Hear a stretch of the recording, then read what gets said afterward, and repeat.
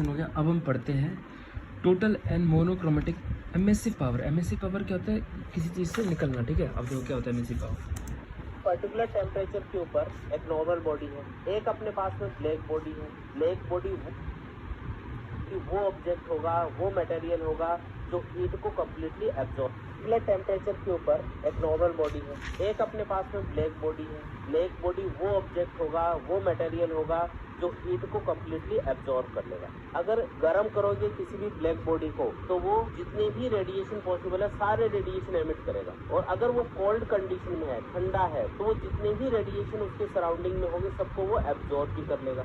ये normal body है, ये ब्लैक बॉडी है, दोनों को T टेम्परेचर पे रखा हुआ है। एमिसिविटी ये जो बॉडी है इसकी टोटल एमिसिव पावर कितनी है, जिसको हम E से रिप्रेजेंट करते हैं, और उसी टेम्परेचर पे ब्लैक बॉडी कितना रेडिएशन कर सकती है वो देख लो और दोनों को डिवाइड कर दो।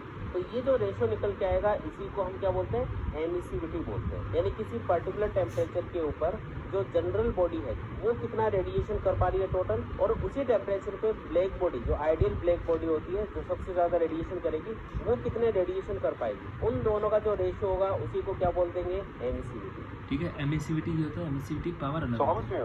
ओके, किसी पर्टिकुलर टेम्परेचर के ऊपर चीज़ कहना एक चाहता हूँ। नॉर्मल बॉडी है, एक अपने बोलो पास भाई। में ब्लैक बॉडी में जो पावर होता है Q/80 now joule per metre square second, और ऐसा यूनिट होता है watt per metre square. Amount of heat emitted per unit area per unit time. We have a terminology of emissivity. जो power होता है Q/8।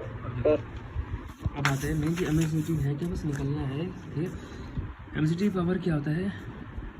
हीट अपॉन में 80, the total amount of radiation emitted by a body पर unit time area. ठीक है, पर unit time area total amount of radiation, ठीक है, इज कॉल्ड टोटल एमिसिविटी। ठीक है, इसको इजी नोट करते हैं, it is expression what per metre square. ठीक है, और एमिसिविटी क्या होती है? किसी एक उसका मटेरियल का, ब्लैक बॉडी का, पीछे पढ़ेंगे हम लोग कि at any given temperature amount of radiation emitted per unit wavelength very at different wavelength. ठीक है, for this purpose monochromatic emissive power of surface is used. It is defined as the rate of energy radiated per unit area of a surface per unit wavelength. The total emissivity power is given by ये।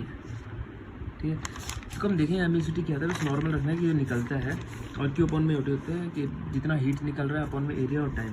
इसी तरीके से emissivity क्या होती है, देखो, it is defined the ratio of total emissivity of power of body, जो हमने पढ़ा, total emissive power of black body. It may be noted at thermal equilibrium.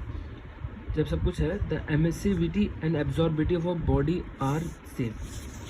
ठीक है, थर्मल इक्विलिब्रियम पे दोनों निकलता भी है और एब्जॉर्ब भी करता है। तो ये था फॉर्मूला।